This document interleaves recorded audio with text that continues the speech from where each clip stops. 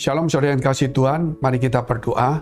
Bapa kami dalam surga, yang kami kenal di dalam nama Tuhan Yesus, Bapa yang baik, kiranya Tuhan curahkan kasih setiamu kepada setiap kami, supaya kami Tuhan boleh mendapatkan berkat-berkat rohani dan jasmani dalam kehidupan kami, supaya kami boleh menjadi berkat juga bagi banyak orang.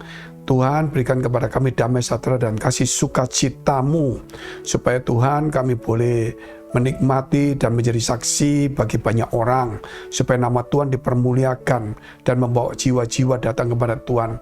Engkau memberkati kami, Engkau juga melindungi kami dari si jahat, dari sakit penyakit, wabah, dan dari bencana dan sebagainya.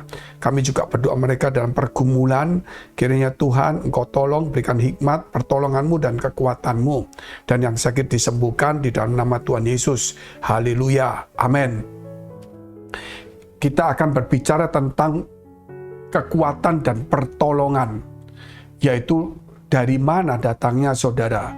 Kalau kita melihat kerap kali kita itu cuma berharap dari orang-orang di sekitar kita, dari kenalan-kenalan kita. Kerap kali kekuatan kita itu adalah tubuh kita yang kuat, fisik kita yang kuat, organisasi yang kita kuat, ataupun teman-teman kita yang kuat, kenalan-kenalan kita yang juga sedang menjabat atau punya kedudukan tinggi. Demikian juga pertolongan kita kerap kali juga, saudara, kita larikan kepada orang-orang yang lebih dari kita, mungkin lebih mampu, lebih kaya, lebih hebat, sehingga kita menaruh harapan kepada mereka. Namun sebenarnya hal ini tidak tepat dan salah, karena kita itu harus tahu bahwa kekuatan itu datang dari Tuhan. Sebab jikalau kita sendiri saja, saudara, kalau diizinkan kena sakit, biar tubuh yang kuat ini akan jadi lemah.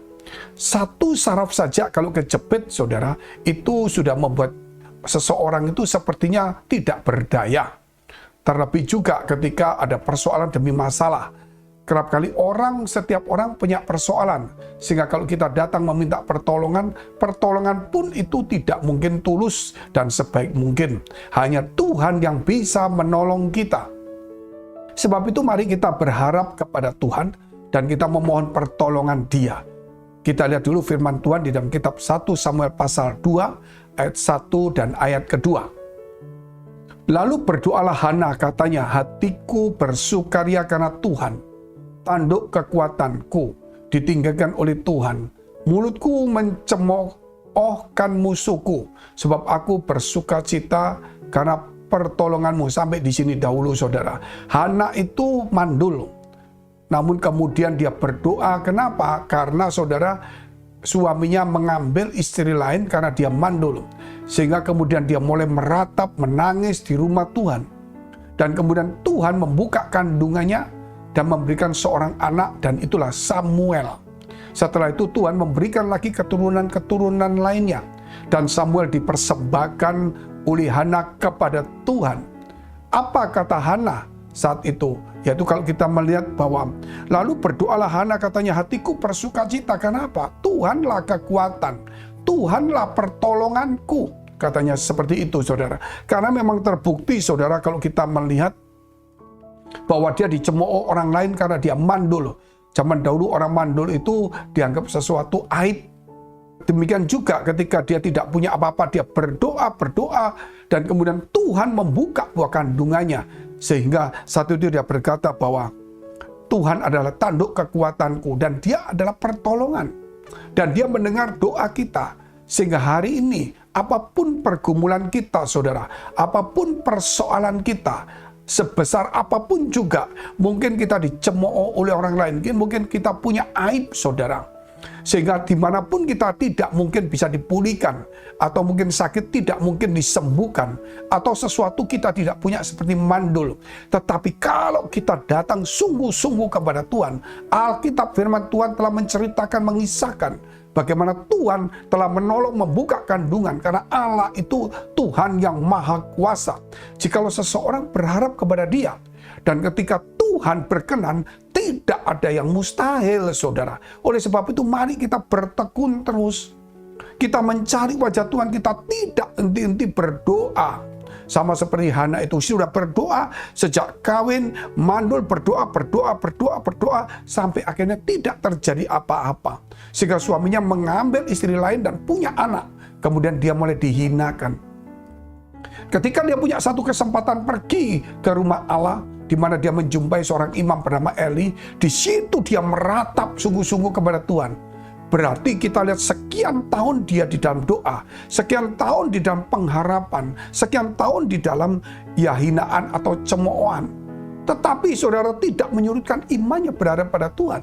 Dia tetap yakin kalau Tuhan bisa tolong, kalau Tuhan mau tolong saudara. Dan saya tahu bahwa Tuhan itu mau menolong kita. Hanya kerap kali mental kita yang tidak kuat. Mungkin kita tidak tekun. Tuhan kerap kali mengizinkan persoalan jawaban itu mundur. Kenapa saudara? Mungkin belum waktunya. Atau mungkin melatih mental kita. Atau juga melatih ketekunan kita. Sehingga kita mulai punya harapan sama Tuhan lebih besar. Jangan cuma punya harapan, ya 1 minggu, 1 hari, 1 bulan, 1 tahun cukup Tuhan. Tidak saudara. Bahkan kita harus sampai bertahun-tahun kita berdoa. Dan tidak jemu-jemu, tidak kendor. Kalau Tuhan berkenan, maka dibuka karena itu semuanya. Nah, kita lihat dulu ayat yang kedua. Tidak ada yang kudus seperti Tuhan, sebab tidak ada yang lain kecuali Engkau. Dan tidak ada gunung batu seperti Allah kita. Sudah dikatakan tidak ada yang kudus, tidak ada yang lain kecuali Tuhan. Dan tidak ada gunung batu. Gunung batu saudara maksudnya di sini Tuhan itu bukan gunung batu yang kita sembah berupa gunung, bukan. Itu menunjukkan kalau gunung batu itu sesuatu yang kokoh kuat. Saya pernah naik Gunung Hermon. Itu cukup tinggi, tapi lebih banyak berbatu-batu saudara. Dan tempatnya tinggi dan ada salju yang selalu ada di ujung daripada puncak itu. Saya naik ke sana, saya pakai namanya kereta yang bisa seperti jembatan mutar begitu. Sampai untuk naik kita juga pakai kereta naik terus. Dingin sekali dan itu memang batu-batu.